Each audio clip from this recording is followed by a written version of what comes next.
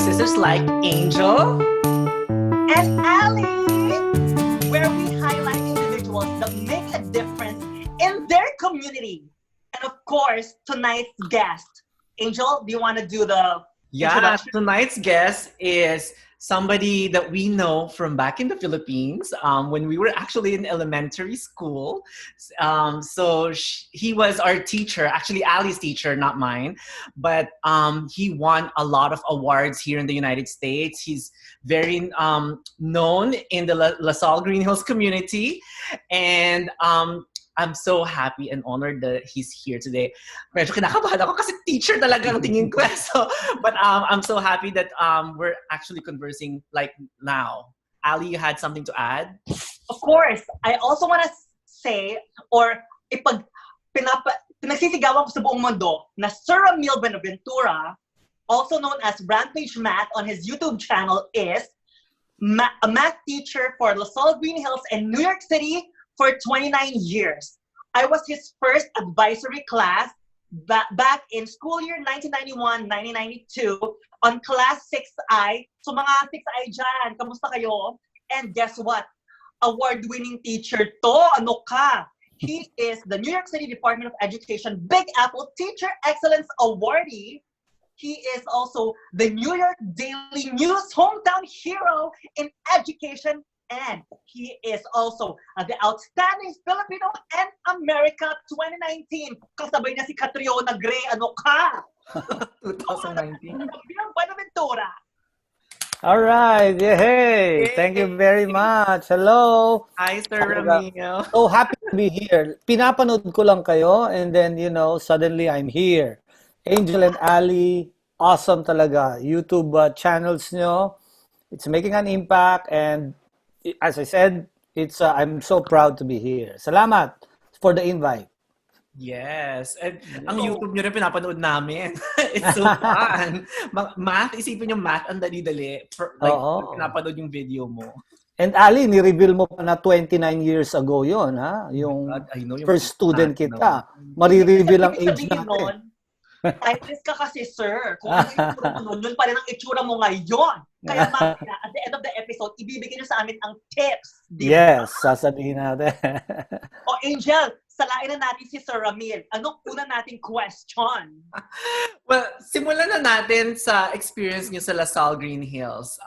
Since doon naman tayo lahat nagkita-kita. So, how was it na student niyo si Ally? Let's take it back to that first time na you started working in La Salle Green Hills. How was it? Were you intimidated na parang La Salle or parang pare-pareho lang naman yung students? Were you a teacher already somewhere before ka pumasok ng La Salle Green Hills? Yes. Halos first time na graduate lang ako. I finished in Jose Rizal College and then talagang first year of teaching ko, tapos bigla na lang may binigay sa akin yung brother ko na ads to apply in La Salle Green Hills. Pero nung sabing binasa ko La Salle Green Hills, natakot ako. Grabe, dumadaan lang ako sa Ortigas. I see students wearing barong as their own ordinary uniform, na intimidate ako. And these are rich kids, rich people. I never thought na magtuturo ako doon. So, anyway, lakas ng loob lang yan. Nag-apply tayo. Tapos, natanggap tayo. First year of teaching ko, I was so skinny. I was mukha akong probinsya. And then, nagulat na lang ako, mga students ko, mga tulad ni Ally, yung first batch ko ngayon. Grabe. Natakot din ako, siyempre. No? Like first year pa lang, advisory class na agad. Advisor ka agad, yeah. Advisory agad.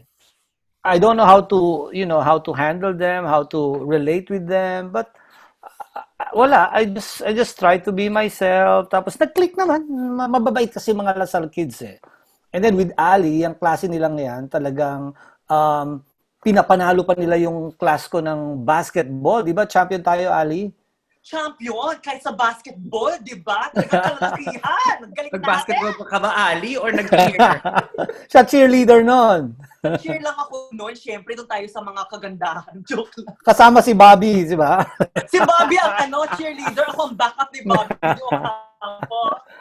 Yan. So happy in La Salle. Tapos, so I taught her, eventually, fast forward, 13 years. I know. Hindi ko akalain. I've been teaching. When I was, yung grade 7. Yes, sayang nga. Kasi nililipat-lipat si teacher ng 6th grade, 7th grade. At that time, di kita naabutan eh. And then, Class ba ni Ali ang favorite nyo? of course, favorite ko yon during that batch. Diba? So, First, syempre, first favorite kami na. ni Sir Ramil. Pero I'm really happy na until now that we're still in touch. Yan. Yes. So, speaking of naman, since, di ba, Lasal Green Hills and everything, Sir Ramil, ikwento mo naman sa atin, paano na naman na-meet si Tita Jane? Ang mahal ng, ang inyong kabiyak at sa sobrang ganda nating Tita Jane. At kwento niyo po sa atin kung paano rin po kayo nag-move dito sa States. Ayan. Yan, sige. Fast forward ulit to. Ha? So, since teacher ka, pag teacher ka, minsan wala ka ng time for love life. So, medyo going to late 20s na ako, sabi ko, naku, nainggit na ako. Yung mga teachers dun sa Lasal, may mga asawa na, may anak na, single pa ako. Single. Then, nagpre-prayer meeting kami. I go to Mega Mall for a prayer meeting. Yun lang dinadasal ko, Lord, ang bait-bait ko naman. Nag-serve ako. Bigyan mo naman ako ng partner ko. Ganon. Then, and lucky enough, doon ko na-meet sa prayer meeting in Mega Mall. Tapos pinakilala kami. Ayan, nag-click ka agad. Wala nang patagalan na ligawan na paartihan pa. I just told him, I'm like this, I'm like that.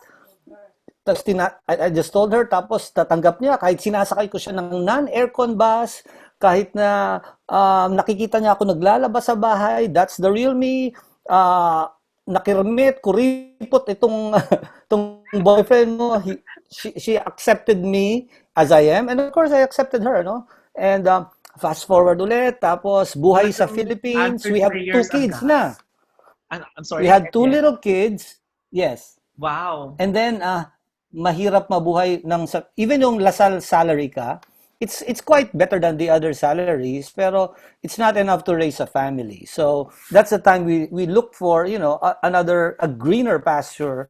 The opportunity came again. As to 2013, they needed teachers here sa USA, sa New York. Kasi ang daming nagre-retire, nobody studies education anymore, and then they really needed teachers. They hired internationally. Can you imagine?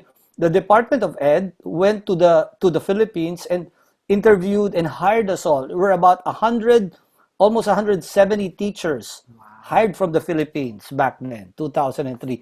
And that's where all it started. Ilan ng mga teachers from Lasal na nag-apply at na-hire doon? From Lasal, siguro mga kami, 3 or 4. There's Louis, there is Winston, and then yung iba naman sa California. In the later years, boom yun marami. There were a lot of teachers who left. So out of that 170 na nag-apply doon sa Pilipinas, doon sa Department of Education sa New York, ilan yung natanggap doon, sir? Ay, lahat yun tanggap na. Kasi thousands ang nag-apply. Oo, thousands ang nag-apply. 170 plus yung nakuha na hire. So lahat they're from all over the Philippines, right? Yung iba ay from Luzon, Visayas, Mindanao, public to private school, halo-halo kami. And that's where all it started. It wasn't easy. Ibang story yon. So fast forward ba ng magaling na parang, oh my God, I'm gonna leave Philippines, and yung mababahagi mo sa mga Filipino students versus ibabahagi mo siya here? Is that, nagkaroon ba ng conflict ng ganon? That's tough, you're right. Tama yan. So naisip ko rin yan na, naku, iwanan ko na. I've been teaching in Lasal for 13 years. They even promoted me. I was already the coordinator. And mag-administrator ka na. But still, you need to leave them. Iwanan mo ang Pilipinas. But in times like this, if you have dilemma between family and, your nation, I think family is number one. Because padre de pamilya ka, the Lord gave my wife, my kids to me. So it's my obligation to sila ang priority ko. So you can easily sacrifice that. So prayer Pinagdasal, for that dilemma para malaman mo kung pupunta talaga dito or magsa-stay doon. Correct. So yung dalawa niyo pong anak pinanganak sa Pilipinas. Yeah. So okay. So fast forward, kailan po kayo nag-move dito sa States, sa New York? So 2003 when ako muna pumunta dito sa States on my own. Then after 7 months, sumunod na si Jane and the kids. How old were the kids at that time? They were four ba si Jamil, no? Four and almost two si Rain noon. Yeah. So are you seeing any like big changes sa kasi syempre iba yung pag pinalaki doon at pinalaki here? Mm. Is that like mga kasama You're mo sa right. stress You're niya? right. Iba talaga ang culture dito, right? And of course, dito sa bahay, Tagalog pa rin salita namin, no?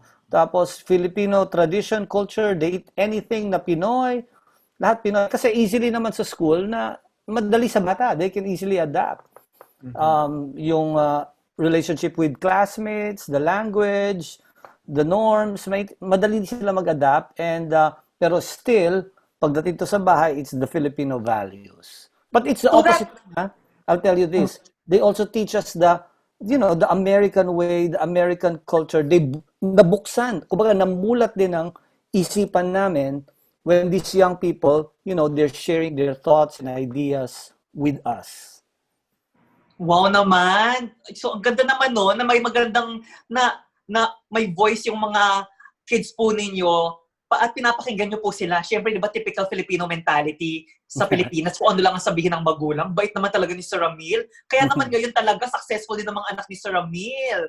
Di ba? Yeah. Anyway, Sir Ramil, if I could just ask, what is the difference between students in the Philippines and students in the United States? All right. So, the first time I came here, the students sa Pinas, ang babae, tiklop lahat, the teacher will just speak through non-verbal cues. Yung mata mo lang, tumigil ka lang, magganito ka, magbilang ka 1, 2, 3. They know it already. But when I came here, I tried first yung titigan mong ganyan, lalakihan mo yung mata, ganyan. And then sinabi, what you looking at? What you looking at? Oh my God! Delikado pala yun. Oo, delikado. Baka akala kung ano na iniisip ko, bakit ganun ang pagtingin ko sa bata. So, And this is iba. same grade, diba? Grade 6 din. Like 6th grade rin here and sa Pilipinas halos same age. Yeah, same grade, same grade. Isipin mo to, yung pinakapasaway na classmates nyo dati, yun ay normal kids lang dito. Okay, Isipin nyo sa to, Green Hills na yan, sa mababait batch mo. kami. Oh, Yes, sobrang bait nyo. compare Dito, dito. questionin ka, magbigay kang homework. Why are you giving us homework? Why do we need to do that? Questionin ka pa. So paano nyo in-address yan? I mean, I don't know how to address it back then. Talagang, they gave me a mentor. They gave me a mentor na isang African-American woman na malaki, parang Whoopi Goldberg siya. Pagkasama ko sa classroom, tiklop silang lahat. Yan, kinig silang lahat kasi nagsha-shadow siya sa akin. Pag wala na siya, school bukol na ako. siguro alam nila talaga na bago at that time na alam nila na mag-test ng boundaries. Yes, they take advantage. Pero, I can also attest na Sir Ram became the most loved teacher here in New York. So, paano nyo naman nakuhang amor ng mga batang yon, Sir Ramil? Correct. Paano kayo naka-adjust? Ang respect, hindi mo makukuha yan na ituturo mo eh. It is caught. So that's why I learned from my co-teachers how they build relationship with the students. Yun pala mahalaga.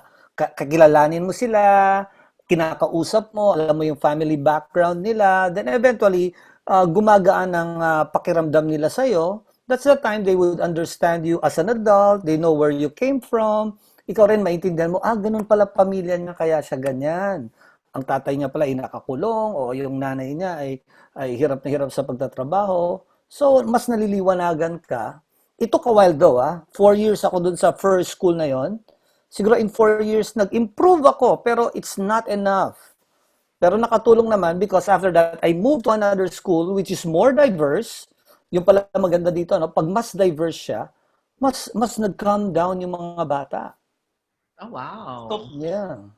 so pagdating nyo doon, expert na kayo. Dahil Ay, talagang, nako. kumbaga, mabuti na yung unang school na napuntahan ninyo is maraming medyo challenging kids. Yes. Pero ngayon, di ba? O, di ba may blessings naman talaga after? Parang hinasa ka, ready ka na. Pagdating to, gangster na ako. Ako yung siga. Di ba? So ngayon, i-fast forward naman natin, sir. Siyempre, ang naging magaling kayong teacher and everything, and na-acclimate na kayo sa teacher-student relationship and education system here in the US. Tapos nabigyan kayo ng award sa pagiging magaling na teacher. So, i-share nyo naman sa amin yun. How did that happen?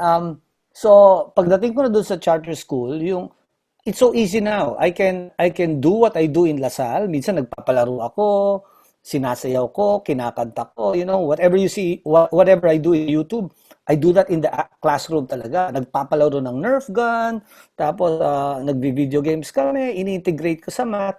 Nagpumatok yun sa mga estudyante. And if the students enjoy your class, they will tell their parents. Once their parents know, the administrators will know what you're doing. Tapos pasa-pasa, bigla na lang may nag-nominate sa'yo. Kasi yung mga ganyan, nomination yan eh. They register your name online. And then, that was 2014. So, Big Apple Award amongst all the thousands of New York City teachers. New York City is the biggest school district in the U.S. Wow. And then, out of thousands of teachers, there were like 10 of us na pinili. And I was so happy kasi ako lang Pinoy, ako lang ibang kulay doon na brown, okay? So it was talagang nakaka-proud. Then in the same year, yung isang estudyante nag-nominate na naman doon sa hometown hero ng isang Daily newspaper News. dito, Daily News, yeah. And it came and perfect timing din pala yun. Kasi during that time, 2000, napapagod na ako as a teacher. You get burned out na rin, na napapagod ka. But it came at the proper time kasi parang it's the Lord reminding you, hey, Ramil, you've been doing your job well, continue ka lang. So, perfect timing. Mas lalong ginanado yung teacher nyo tuloy. So, kung ano-ano na pinaggagawa ko ngayon, I just continue what I do best. Diba? At yun maganda kay Sir Ramil kasi si Sir Ramil talaga, he always puts God first in everything that he does. Diba nga, ika nga sa Bible, according to Proverbs chapter 3 verse 6, in everything you do, put God first and He will direct you and crown your efforts with success. Kaya naman sobrang blessed talaga si Sir Ramil. Amen. Amen to that. Blessings pa more. Blessings pa more. O diba more. parang si Sir Ramil ang male version sa teachers ng Miss Universe, Malacatriona at Fields back. Na-meet ko siya dito sa New York, dahil sa teachers organization. In person. Di ba pareho? How was she? Maladyosa, grabe. So, ngayon naman, anong masasabi niyo sa amin, Sir Ramil? Kailan niyo sinimulan naman yung, syempre, naging successful teacher na kayo and everything, nabigyan na kayo ng sobrang daming award. Tapos, kailan naman nag-start yung YouTube channel nating Rampage na? Correct. So, nung early, yung mga 2006, may YouTube na akong pinopost. But those are like Filipino-American events, no? Yung para lang ma-post, ma-share mo sa mga friends mo.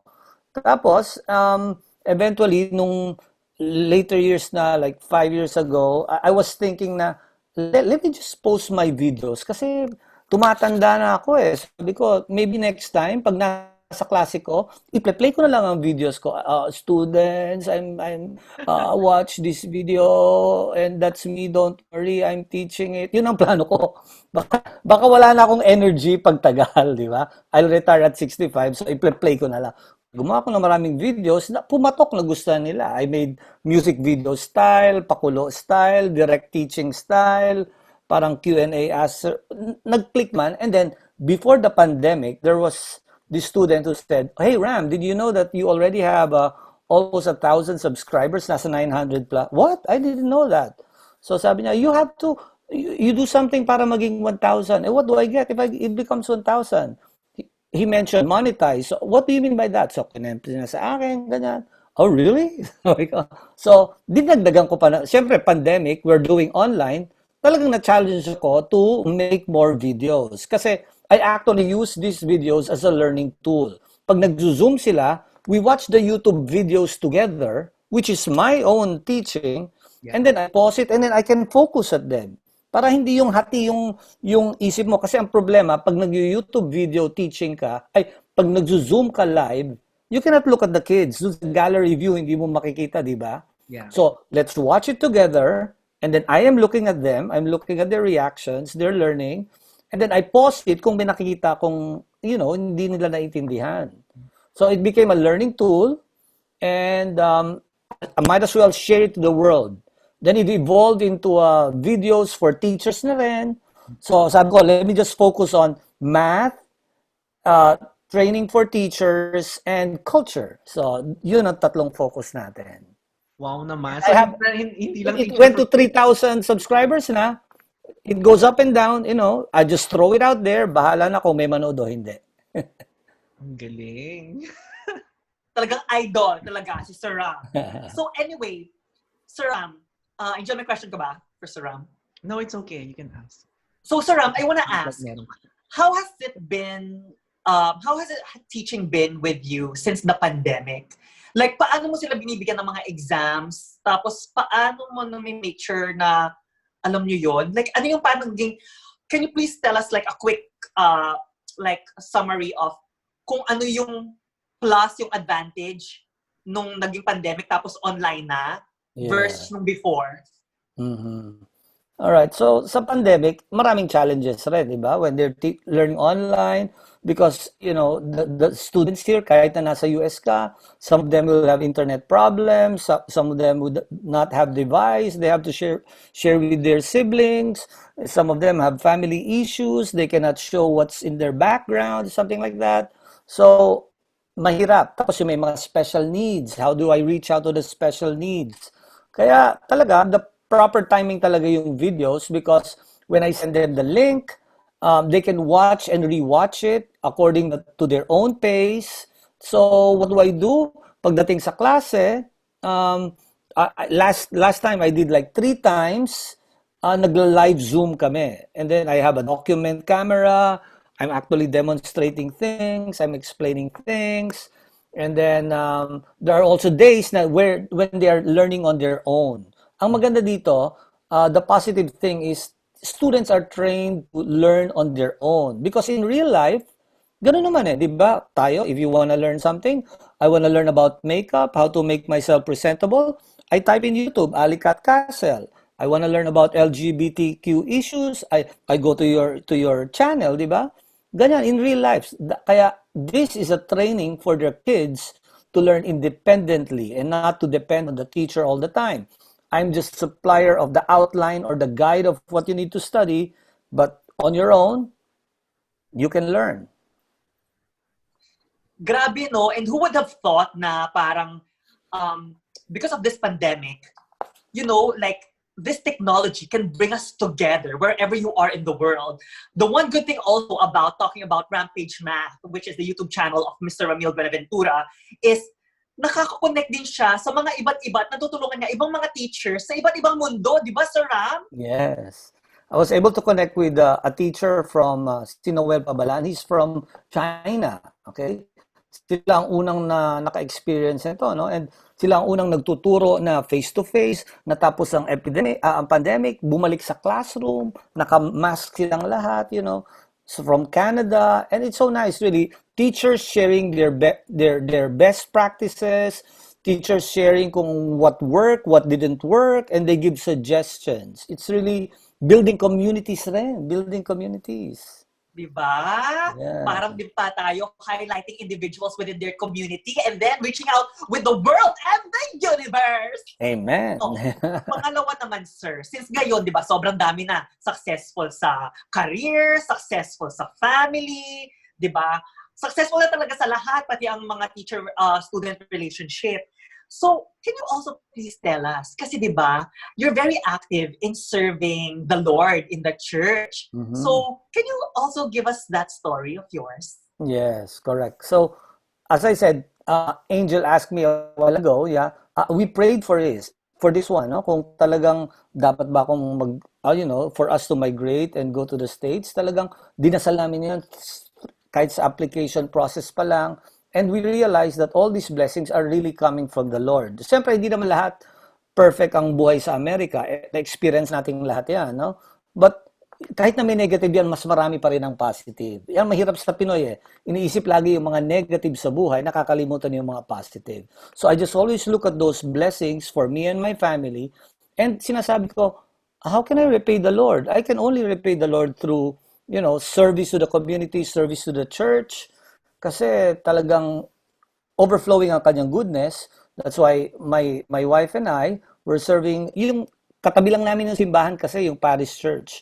So we serve as leaders in the Filipino community, and then we do monthly Filipino mass. Kahit na may pandemic, nag-Zoom masses kami.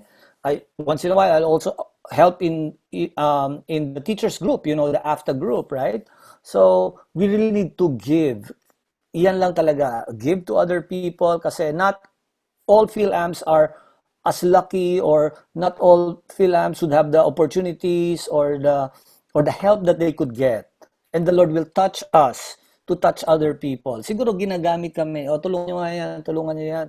And we can never say no. We can just say yes. Kasi pag nakikita namin yung blessings, we're not rich, materially rich, pero I'm just telling, we're contented with the blessings the Lord has given us. Talagang all we need to do, nag-overflow ka, therefore, ibigay mo. Di ba? Yeah. I attended one of the masses that from that church, and I met some of the people there. I think it's also amazing to be surrounded with good people. Alam mo yon. So it's not just kasi parang those are one of the things na nagustuhan ko when I attended. Of course, nami-miss ko yung mga Tagalog songs kasi Tagalog yung mass. So ang galing. Yes. Pati sermon, di ba? Tagalog. Yeah. And it's nice of you to be there, natuwa sila. California representation pa. Nandun din ako, sir. Yes. Na-late ka. Bigyan kita ng sad sleep. Oo nga.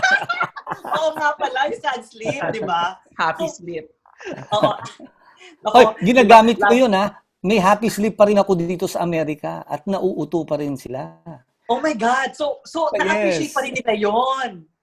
Pero ang happy sleep ngayon, may kapal. Kung may 5 ka ng happy sleep, pwede mo yung gawing homework pass. Hindi na ako gagawa ng homework kasi may 5 happy sleep. May reward naman. Oh my God! Ang creative ni sir! Nakakamiss bumalik ng school. Parang gusto ko bumalik para lang maging nasa class niyo. Tapos ito pa, pag naka 10 happy sleep ka, may test booster ka. Kahit anong test, bibigyan kita ng +5 sa test mo. Wow! Sarap maging teacher ni Sir Ramil. Kaya naman ako naging magaling sa math at sa paghawak ng pera dahil kay Sir Ramil. Talaga. Alam mo, ang pag-makeup, yan, may mga angulo rin yan eh. Natutunan mo yung mga complementary angles, mga what will supplement your skin. Natutunan mo rin yan sa math. Oo, talaga natutunan ko kay Sir. Which makeup to subtract and add. Oh! Yes. And Sir Ramil, since we're talking about these things, di ba, na parang, can you also please tell us na parang, anong ma-advise ninyo naman sa mga Filipinos na gusto ring mag-abroad in the future and gusto nilang magturo abroad? Yes, okay. So, if there's an opportunity, you should grab it. Before the pandemic, may opportunity eh. Kasi may demand na naman sa teachers. They were giving a J1 visa na parang student exchange lang yon, good for 3 or 5 years, I guess, maximum of 6, pero babalik ka pa sa Pilipinas. Okay na sana yon. Kaso, ang problema, nagka-pandemic, and the priority of the president right now is not really to hire immigrants, kaya medyo tumigil. But eventually, it will pick up, right? So, kung gusto niyo mag-Amerika, of course, we know nurses are most of the time they're welcome here, but the teachers may opening dahil kilala na ang mga Pilipinos sa pagiging teachers. They know they work well, they're excellent workers. So if you want to study, take some, if you have the majors pala, the major courses are, you have to be a math major, a science major, an English major, plus points pa kung may special ed units ka. Yan ang mga kung if you guys wanna decide what to study, go to an education course with those majors. It will open opportunities for you. And of course you have to invest, right? You have to invest. Minsan there's an application process, maglalabas ka rin ng pera, but wala rin akong resources before, but if it's God's will, it will happen. Right?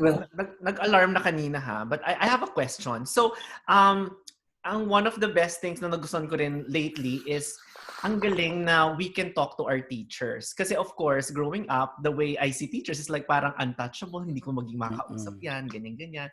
So how open are you to talking to like former students like from the Philippines or kahit yung mga students mo here? How is that? Yung mga former students, naku, ang dami sa kanila sa Facebook friend ko na, like Ali, of course. Pag si Ali, gumimik kami, may dumating na Lasal na batchmate, naku, we talk about everything under the sun. Parang classmate lang nila ako. Um, They can talk about good things or bad things about their teachers. Okay lang. Kinikwento ko yung mga, the side stories that I know back then. It's okay. Parang friends la talaga. Kumbaga, yun ang na-feel ko. We build relationships already. And because of social media, minsan nagpa-private message, you read, you see what's happening to your former students. And I feel proud when I see the success of my students. Kayong dalawa, example niyan, right? Talagang pag napapagod ka, makita mo lang yung mga students mo, how successful they are, how they reach out to other people, how they touch lives. Yan ang priceless na reward ng isang teacher. At nagte-thank you, yung simple thank you na yon. Nako, yun ang pampabuhay sa mga teachers nyo. Kahit elementary, huwag nyo lang isipin yung high school teachers, balikan nyo pati elementary teachers. A simple thank you, acknowledgement, it will liven their day and talagang nakakabuhay. and then, quick question about LaSalle Greenhouse going co-ed. Ano ang stand nyo with that? It's high time, right? I don't understand why does it have to be exclusive, right? Yeah. Siguro olden time na yun eh. Kailangan lang, open na, di ba? And back then, in LaSalle, you just name them boys, but you would see a spectrum of people there, right? Even, right? You know what I mean, right? And mahirap na discriminate pa sila, right? Pero ngayon nag-improve na naman yung acceptance sa Philippines. And then, so, any gender, okay lang. They should go for it. Tsaka, mahirap na rin ang economy, di ba? Yeah. Kailangan din nila ng enrollees. Mahirap maging mapili. Kung hindi, wala kang enrollees. So, anong pababayad mo sa teachers mo? Yeah. And I have a question. Yeah. Since nag-start tayo sa Lasal, ngayon naman, Sir Ramil, I'm sure maraming mga Lasalista ngayon na nanonood ng episode natin. Anong ma-advise mo sa kanila? Or masasabi mo? Ang battle cry dati is be a Lasallian gentleman, right? So, it could be done in many ways. But just isipin mo lang, kung parang Bible rin to, you grow where you are planted and bear fruit. Kung ano yung talent na binigay sa'yo ni Lord, i-develop mo lang yun. You don't need to think of doing something extraordinary which is not you. I will give both of you na mag-sisters na as an example.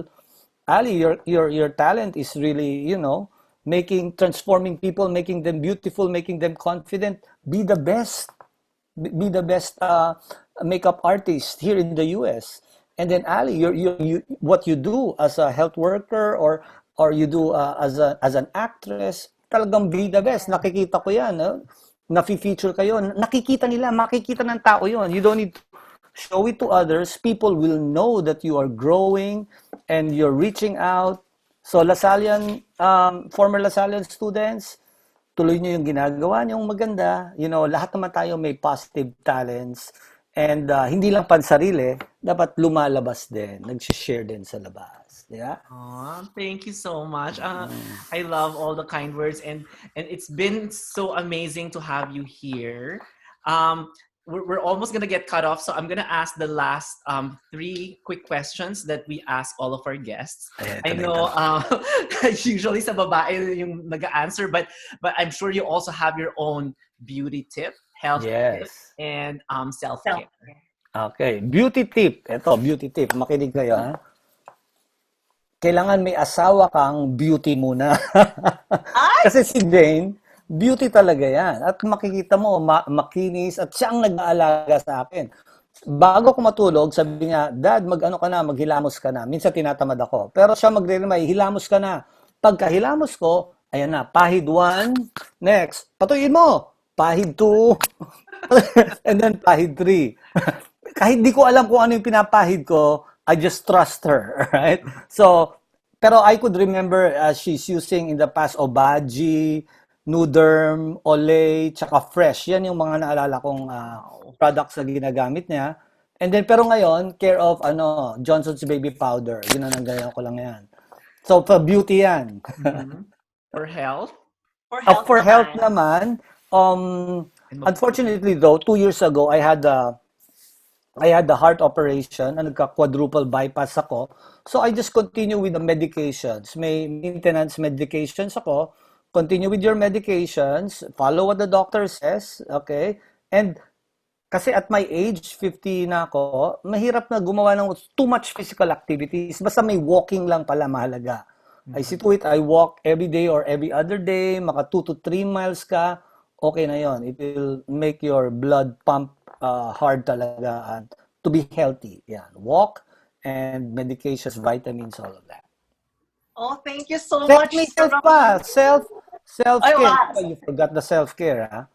The self-care is once in a while you enjoy what you want to do. Kung nag-enjoy kang mamasyal kayo with your family and friends, right? Para saan pa? Ang hirap kasi, ang mga Pinoy dito sa Amerika, trabaho ng trabaho, tapos tinatago lang yung pera. No, use it to revive yourself. Para may energy ka to go on with your life. Indulge with what you want, and then, of course, na at the proper temperate lang siya. And then, kung mahilig ka mag-Netflix ka, it's up to you. Do it. You deserve it. You work so hard. Aww. Since nag-uusapan natin yan, talagang sobrang salamat sa lahat ng talagang natutunan natin kay Sir Emil, talagang ang dami. One last, alam ko, kasi talagang, alam mo yun, Sir Emil, since, di ba, technically, we're OFW, overseas Filipino worker, or we're Pinoy overseas, or Pinoy in abroad. Yeah. Ano naman ang ma-advise nyo, one last, sa mga Pinoy in abroad, or OFW, sa mga nakatatrabaho sa ibang bansa? Correct. Very good. So, ang Pilipino yata ay nakakalat sa buong mundo kahit saang parte ng mundo, kahit saang bansa. My only advice is be the best of what you are. Kung nani ka, be the best nani in the world. If you're a makeup artist, be the best makeup artist, teacher, or housewife. And basta go beyond the expectations. And then, don't forget 2 things, na kahit na nasa ibang bansa na tayo, number 1, yung Filipino roots natin. Kahit yung accent natin, baluktot, o nagno-nosebleed pa rin tayo, the culture, yung tradition natin, tuloy mo lang, huwag ka mahiya, di ba? Some Pinoys kasi, nakikita ko, feeling puti na sila, nag-change na sila. No, you don't need to change. Be the Filipino that you are. And lastly, number 2, alam mo, may reason rin kaya nakakalat ang mga Pilipino. Dahil, majority of us are Christians. The Lord talagang spread the Filipinos all over the world para yung life mo maging witness sa ibang tao. Yung kagandahang loob mo, yung pagtulong mo sa ibang tao, diyan ka makakapag-preach through your life. You don't need to read the Bible and preach. Your life in itself is a testimony that, Christ is alive and Christ loves everyone. Amen. Thank you so much. And you guys heard that from the best teacher. Any last words or anything last na gusto niyo po i-promote, Sir Ramil? Maybe your YouTube channel? Or yes, okay. So the YouTube channel is Rampage Math. Okay? Rampage Math, anything about math. Kung yung mga anak nyo may inaaral pang mga basic math, pang middle school, may mga topics doon, no? Para ma-review. Kung mga LaSalle students ko, namimiss yung mga kalokohan ko sa pagtuturo, nandun pa rin yun. Okay? And of course, for both of you, I appreciate this show. Continue what you're doing. And, your teachers are very proud of you. And I know your co-workers, your employers are also very proud of you. And you are an inspiration. Maraming salamat with Jesus in our hearts forever. Forever! Amen. Yeah. Thank you so much, Sir Ram, for really welcome. for molding us to the humans that we are today, the citizens of the world that we are today. I love this interview. It's so casual, and I can say what I want. You can say what you want. Galing. Ali, any last More word? power sa YouTube channel. Everybody subscribe and notification bell. Up or down, nasan yan? Pindot, wag alis, hindi pinindot, ha? Naku, thank you, Sir Ram. Kunin ka na naming manager for our channel. Diba? Ali, Pwede. for promotions. Yeah, so again, first and foremost, thank you, Sir Ram. Again, don't forget his YouTube page, Rampage Math. And I actually go there all the time because, hilig ako dyan talaga sa math. Diba? And Yeah. also, for all of you, speaking of, OFW and Pinoy abroad, and, putting God first in everything. It's so funny. What a coincidence. My episode last week, please check it out, guys. It's entitled, Paano Maging Matagumpay na Pinoy OFW o Pinoy Overseas. Tagalog po yan. First Tagalog episode ko po. I-check nyo po sa AllyCat Castle on YouTube as well. Yeah. Perfect. Well, thank you very much, everybody. Thank you, Sir Ramil. Thank you, Ali, for connecting us to Sir Ramil na in-invite mo siya for our episode. Ang dami ko natutunan, ang dami ko na-reminisce, and I'm so inspired to be the best that I can be with everything I do. Awesome. As a nurse, as an actress, as you said, and then whatever things that I do. So please continue to support us also here. Lahat ng mga nanonood sa Sisters Like Angel and Ali.